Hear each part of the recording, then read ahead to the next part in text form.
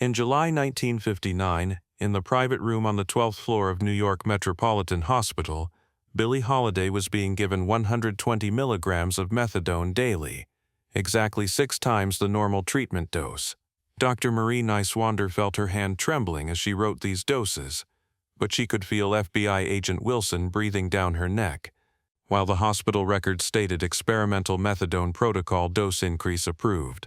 In reality, America's greatest jazz legend was being used like a laboratory rat. Lady Day's body was resisting this chemical torture, but the daily increasing doses were slowly killing her.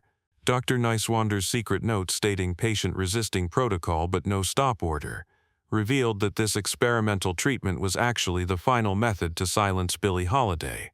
Before you continue listening to this horrifying medical experiment, don't forget to subscribe to our channel and turn on notifications, because the truths about Billie Holiday's death contain one of medical history's darkest secrets. Room 6A on the 12th floor of New York Metropolitan Hospital looked like an ordinary patient room from the outside, but starting July 10, 1959, it hosted one of America's most secret medical experiments. When Billie Holiday was admitted to the hospital that morning, she was supposed to receive treatment for heroin addiction and liver problems. However, following FBI's special instructions, Lady Day was enrolled in a program codenamed Experimental Methadone Protocol Phase 3. This program was one of the Federal Narcotics Bureau's special projects, aimed at developing chemical methods to control problematic individuals. Billie Holiday was the perfect subject for this program. Famous, black, addicted, and constantly posing a threat to the FBI.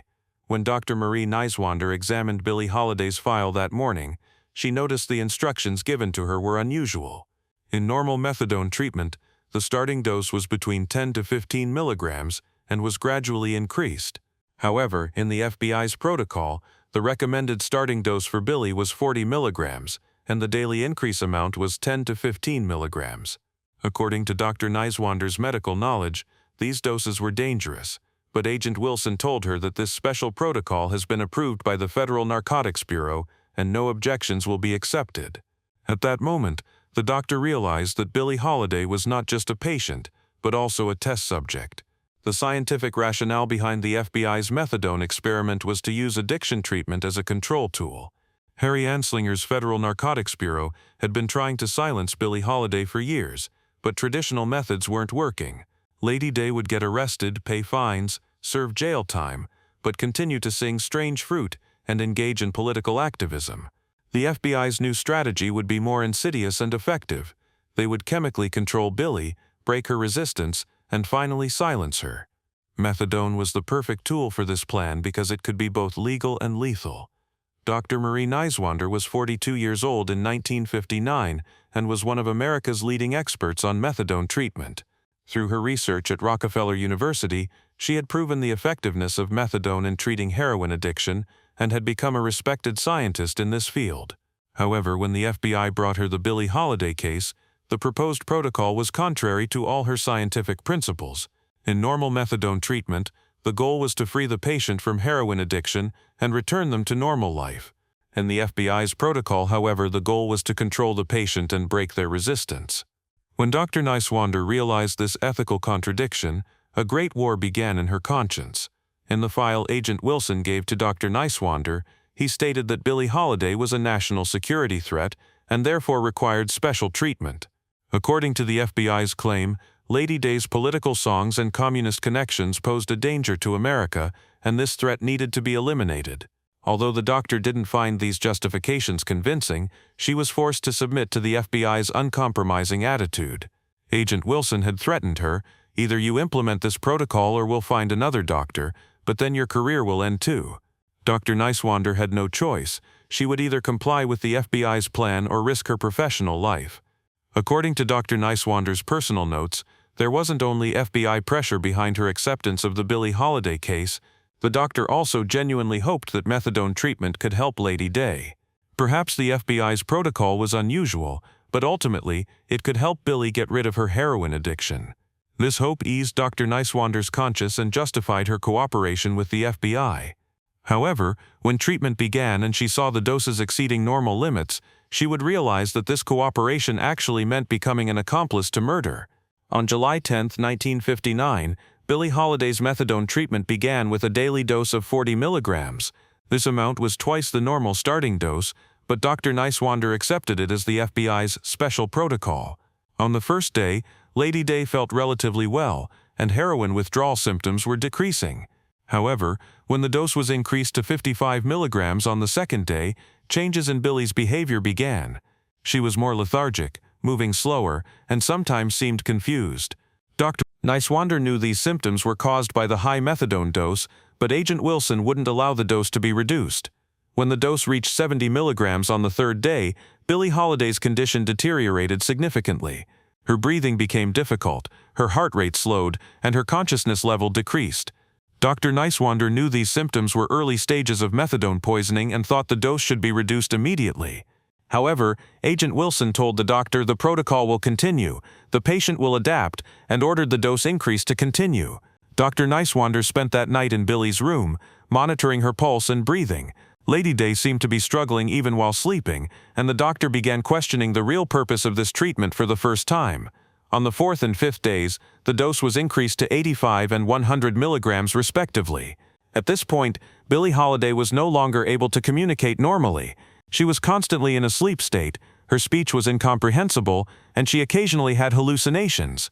When Nurse Margaret O'Sullivan told Dr. Nyswander the patient's condition is very bad, urgent intervention is needed, the doctor remembered that FBI agents were waiting outside the room. Dr. Nyswander internally wanted to stop the protocol, but was helpless against Agent Wilson's threats and the FBI's power. That night, she wrote in her secret notes, "Patient is being poisoned, and I'm becoming an accomplice to this." When the dose reached 115 milligrams on the sixth day, Dr. Nyswander was now certain that Billie Holiday was going to die. This dose level was well above the maximum limit the human body could tolerate, and Lady Day was showing all the symptoms of a patient whose organ systems were collapsing. Liver enzyme values had reached critical levels, kidney functions had decreased, and the respiratory system was under serious pressure. Most frightening was Billie's gradually decreasing consciousness level. She was now only sleeping, and when she woke up, she perceived everything around her as if it were a dream. According to Dr. Nyswander's notes, at this stage Billie Holiday was experiencing classic methadone poisoning syndrome.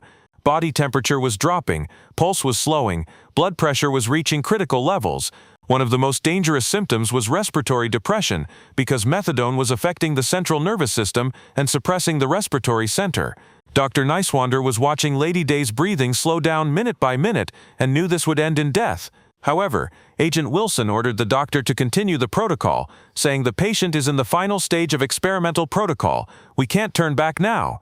The most dramatic moment in this process was when Billie Holiday, in one of her rare conscious moments, looked at Dr. Nyswander and said, "Doctor, you're killing me." These words tore apart Dr. Nyswander's conscience because Lady Day was right, and the doctor knew it. The expression of fear and helplessness in Billie's eyes at that moment would never leave Dr. Nyswander's mind for the rest of her life. The doctor cried in the hospital bathroom that night and wrote in her secret notes, "I am a killer. I violated the Hippocratic Oath." But when morning came, she had to continue applying the same protocol. Dr. Nyswander didn't know it at the time, but the Methadone Protocol the FBI had prepared for Billie Holiday was actually inspired by medical murder techniques developed by Nazi doctors in concentration camps. Harry Anslinger's Federal Narcotics Bureau had secretly hired some of the Nazi scientists who escaped from Europe after the war and began benefiting from their knowledge of human experimentation. The methadone poisoning protocol was also a product of this collaboration because Nazi doctors were very experienced in slowly killing people with chemical substances.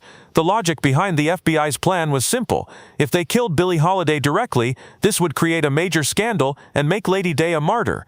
However, if they killed her during medical treatment, this would be seen as a natural death and no one would suspect. The methadone protocol was perfect in this regard because it seemed logical for someone addicted to heroin to die during treatment. This way, the FBI would both silence Billie Holiday and keep their hands clean. The real meaning behind Agent Wilson telling Dr. Nyswander, "This is not just treatment but also research," was this. When documents supporting this FBI plan emerged years later, it was understood that this project, codenamed Operation Songbird, was not directed only at Billie Holiday. Charlie Parker, Art Tatum, and other black musicians had also been subjected to similar experimental treatments. The FBI's goal was not just to silence individual musicians, but to intimidate the entire black music community. These medical murders were a message. If you oppose the system, we can kill you even while treating you. This frightening strategy was part of the FBI's COINTELPRO program of that era. When Billie Holiday's methadone dose reached 120 milligrams on July 14th, Lady Day was now on her deathbed. Her liver wasn't working, her kidneys couldn't filter toxins, and her heart was beating irregularly.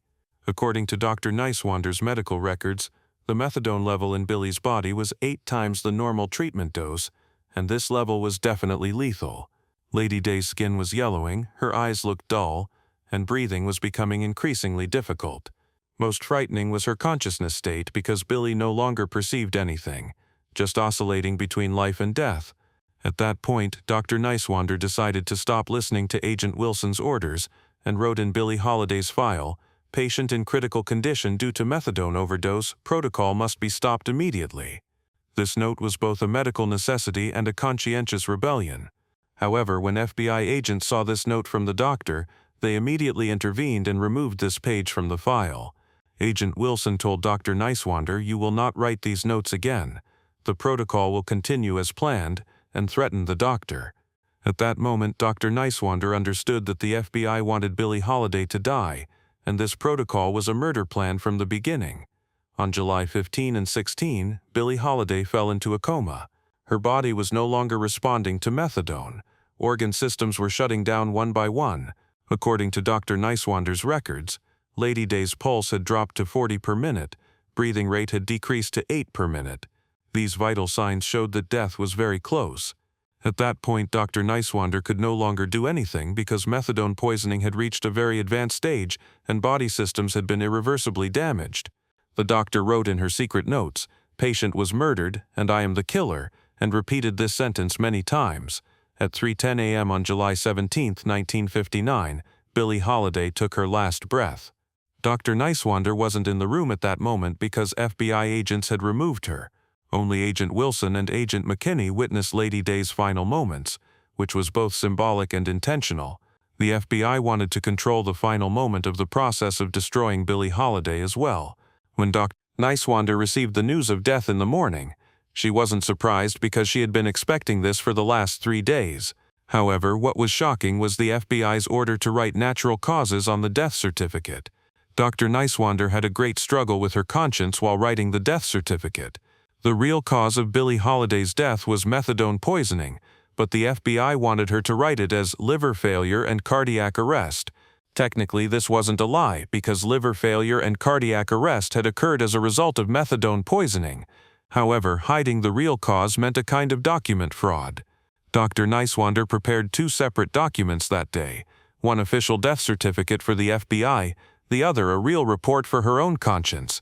She would keep this second document for 20 years and eventually reveal the truth.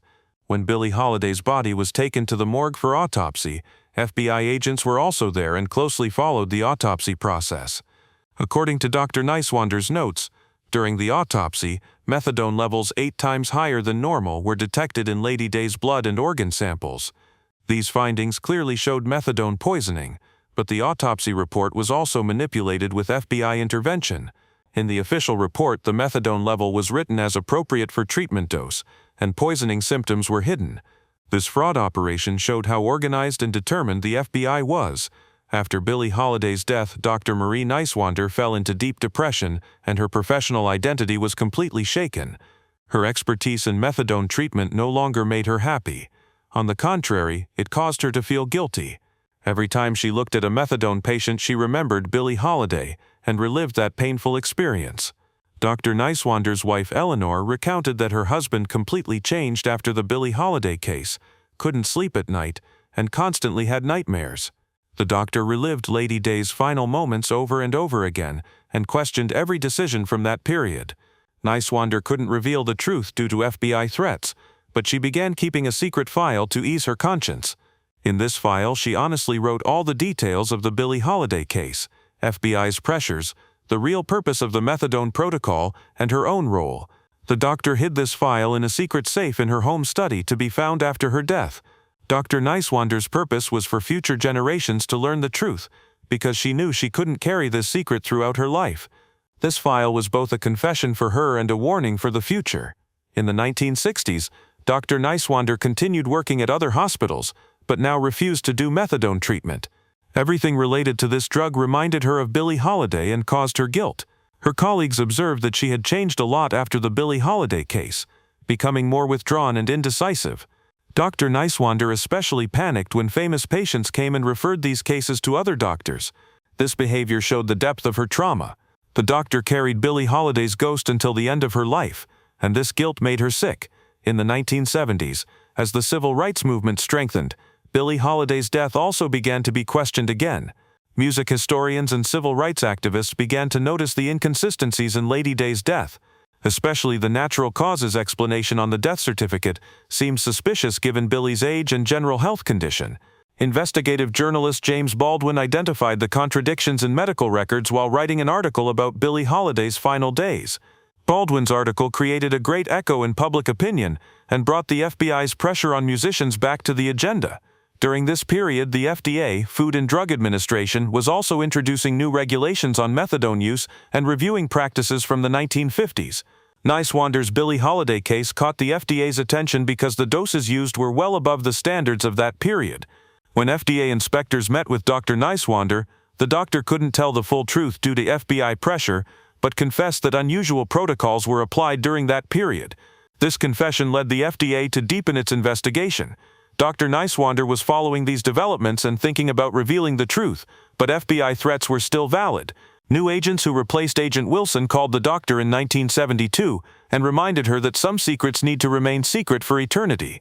This threat caused Dr. Nyswander to remain silent, but also led her to make her secret file more detailed.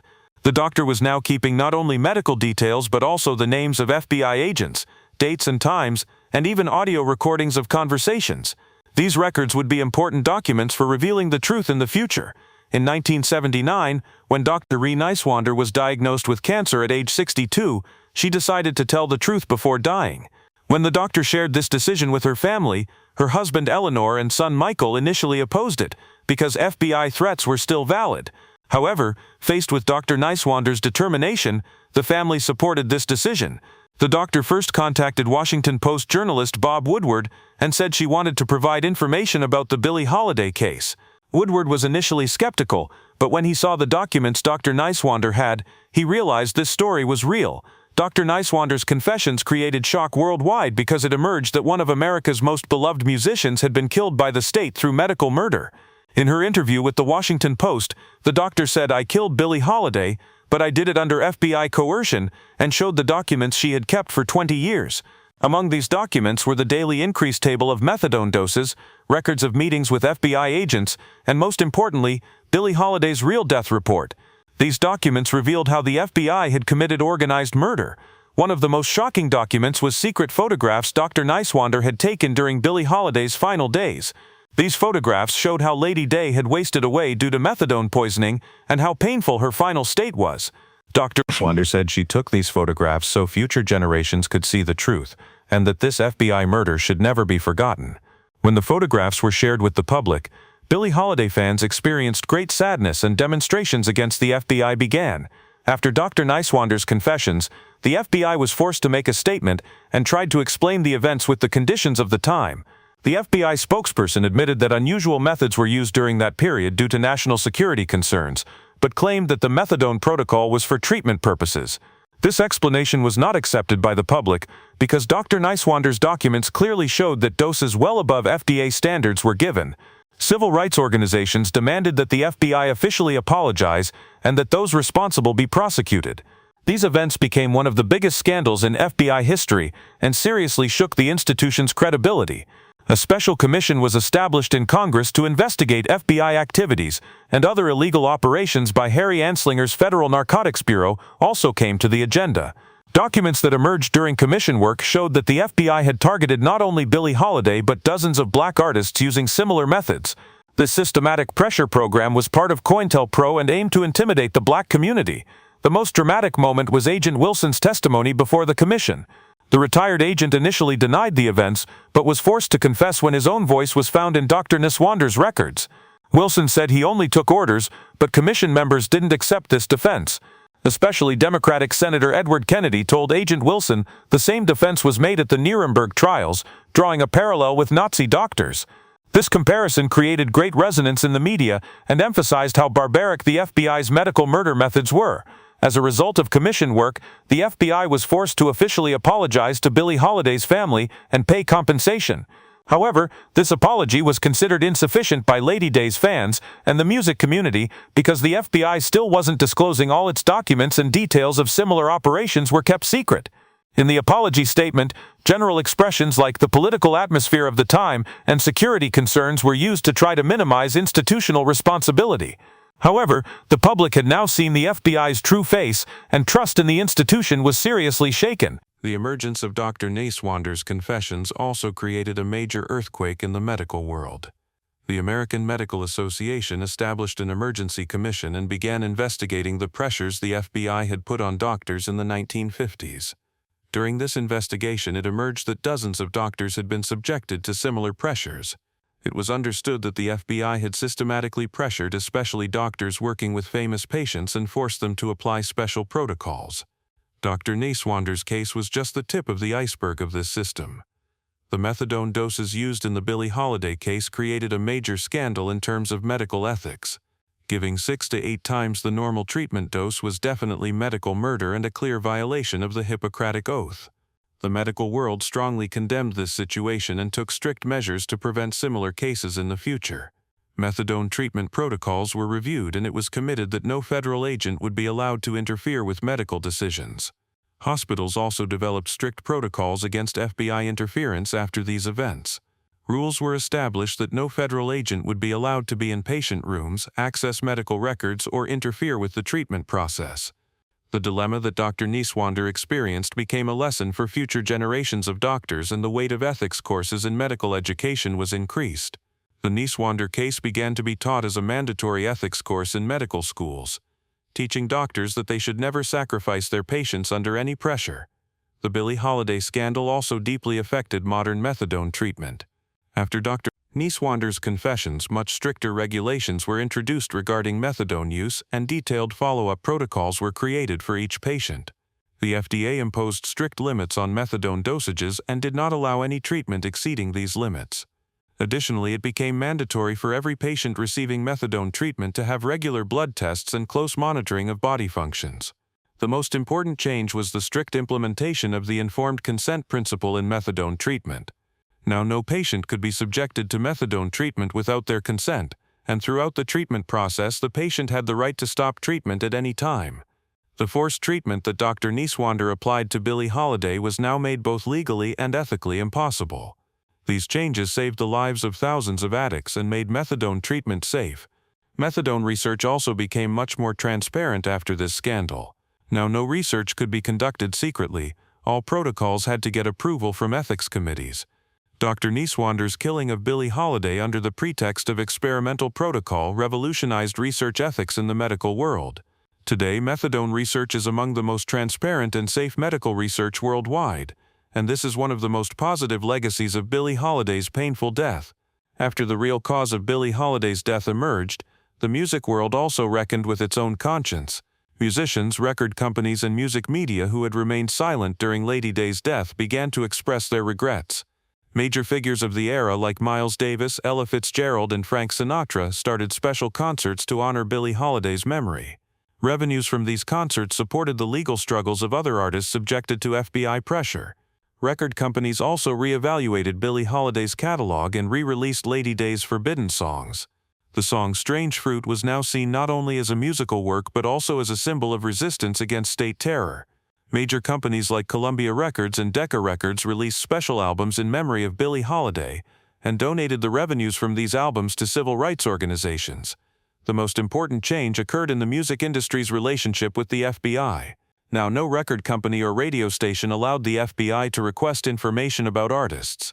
The music industry created its own ethical codes and began lobbying activities to protect artists. Billie Holiday's death showed the music world how dangerous the FBI could be, and the industry decided never to make this mistake again.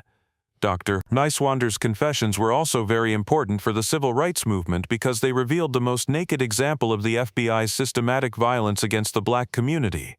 At a time when Martin Luther King Jr. was also being followed by the FBI and facing similar threats, Billie Holiday's killing through medical murder showed what great risks the movement faced.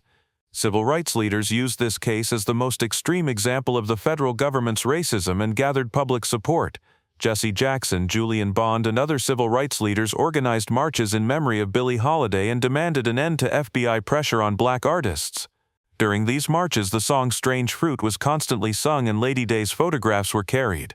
Billie Holiday was now seen not only as a musician but also as a martyr of the struggle against racism. This situation provided the civil rights movement with a powerful symbol. The most important legal consequence was the limitation of the FBI's authority to follow citizens. New laws passed in Congress prevented the FBI from targeting citizens for political reasons and established civilian oversight over the institution's activities. These laws were called the Billie Holiday laws and aimed to prevent the FBI from committing such murders again. Although it was late, Lady Day's death at least protected future victims. After Dr. Marie Nyswander revealed the truth, she felt relieved but also very tired. While receiving cancer treatment, she also had to deal with FBI threats. Former agents constantly called her and pressured her to not talk, but Dr. Nyswander was no longer afraid. The doctor said, "I'm dying anyway. At least I'll go with a clear conscience," and ignored all FBI threats. This courage earned her great public support. Dr. Nyswander's final interviews were very valuable in terms of medical history because they revealed the medical murder tradition extending from Nazi medicine to modern America. The doctor said the Billie Holiday case is not just an individual crime but an indicator of a systemic problem and emphasized that the medical world needed to reckon with this issue. These interviews entered medical ethics literature and served as lessons for future generations of doctors. When Dr. Nyswander died in 1981, thousands of people attended her funeral. Musicians, civil rights activists, doctors, and ordinary citizens remembered Dr. Nyswander as both a brave doctor and a conscientious human being. "Doctor who dared to tell the truth" was written on her gravestone, and this expression summarized her legacy. Dr. Nyswander had killed Billie Holiday by submitting to FBI pressure but finally honored her memory by revealing the truth. Today, Billie Holiday's death is seen as one of the most important events where medical history, civil rights, and music history intersect. Lady Day's killing through methadone poisoning has become a classic example showing how sophisticated and ruthless state terror can be. This case continues to be taught as a lesson in medical schools, law faculties, and sociology departments worldwide. The protocol the FBI applied to Billie Holiday is used today as a basic reference point in defining the concept of medical terror. International human rights organizations have developed protocols based on this case to prevent states from using medical institutions as tools of political pressure.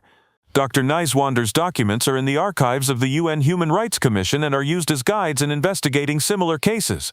In the music world, Billie Holiday's story continues to be a symbol of artists' resistance against the system. The song Strange Fruit is still sung at protest demonstrations worldwide, and Lady Day's brave stance continues to inspire new generations of artists. Every year on July 17th, Billie Holiday Day is celebrated worldwide, and the struggle for artists' freedom of expression is remembered. The most important legacy is the courage Dr. Nyswander showed.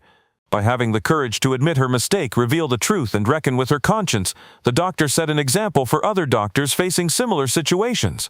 Today, principles known worldwide as Nyswander ethics teach that doctors should never sacrifice their patients under any pressure. These ethical principles protect the lives of millions of patients and ensure that the medical world never experiences the Billie Holiday tragedy again. The methadone that killed Billie Holiday wasn't just a drug, it was a symbol of state terror, systematic racism, and medical murder. However, thanks to Dr. Nyswander's brave confessions, this dark story was illuminated and became a lesson for future generations. Lady Day's painful death wasn't in vain because her story helped make the world a safer and more just place.